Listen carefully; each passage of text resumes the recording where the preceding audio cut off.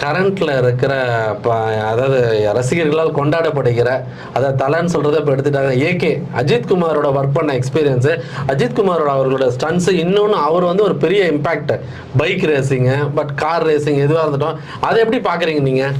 கண்டிப்பாக அவர் ப்ரொஃபஷனலாக கற்றுக்கிட்டா. ஸோ எல்லாமே பைக் ஸ்டண்ட்டாக இருக்கும். இதை தான் சொல்லணும், அவர் ப்ரொஃபஷனலாக பண்ணுறாரு. ப்ரொஃபஷனலாக பண்ணுறாங்க. அதை பார்த்து நம்ம அவர் ரோட்டில் ஓட்டல பண்ண மாட்டாங்க. ரோட்டில் பார்த்தீங்கன்னா ஒரு நார்மலான ஒரு சிவிலியன் எப்படி வந்து வண்டி ஓட்டுவாங்க, ஸோ அந்த மாதிரி அவர் ரேஸ்லாம் ஓட்ட மாட்டாங்க. அஜித் வந்து எப்பவுமே ஒரு டிசிப்ளினான ஒரு டிசிப்ளின் பர்சன். ரசிகன் பண்ணுறான் வேணான்றாரு. ஆமாம் ஆமாம் இது மாதிரி அவர் வந்து எல்லாரையும் வந்து நீ எப்போ நல்லா இருப்பார், நீ எப்போ நல்லா வாழ போறேன்னு கேட்குறாரு. ஸோ அந்த மாதிரி அவர் வந்து யாரை டிஸ்டர்ப் பண்ணுறதுக்கோ அதனால ப்ரொஃபஷனலாக அவர் வந்து பைக் ஸ்டன்ஸ், பைக் ஓட்டுறதா இருந்தாலும் சரி, ரேலி போகிறாலும் சரி, கார் ஓட்டுறதாலும் எல்லாமே ஒரு ப்ரொஃபஷன். ஸோ அதையும் நம்ம வந்து அவர் சாரை பார்த்துட்டு நம்ம அதே மாதிரி இங்கே வந்து லைவில் நம்ம வந்து கரண்ட் சுச்சுவேஷனில் நம்ம பப்ளிக்கை போட்டு நம்ம அதை பண்ணுறாங்கன்னா அதெல்லாம் பண்ணக்கூடாதுன்னு நான் நினைக்கிறேன். இல்லை இப்போ ட்ராக்